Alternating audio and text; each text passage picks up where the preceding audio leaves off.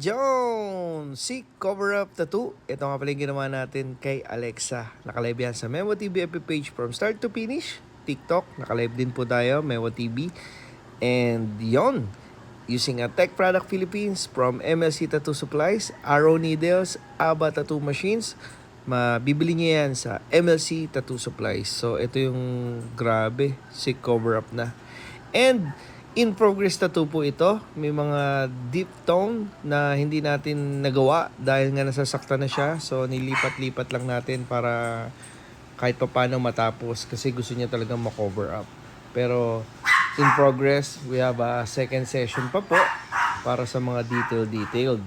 So sa lahat ng gusto magpa-tattoo, down to avail a free layout and schedule, revisable until I meet your expectations. Alexa, thank you. And who's next? Yeah! Okay, pare. Pinata natin ang pinakamalakas.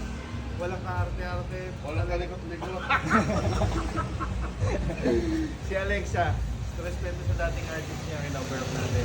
Start tayo ng 4:35. Ano oras? Alas 2. Sabi. Kumusta ito to?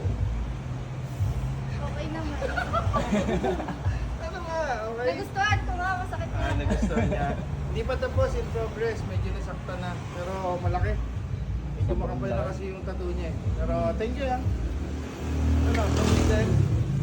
Skoda man eh. Nagustuhan mo. Alam mo. Malum. Thank you. Who's next? Thank you, Lord.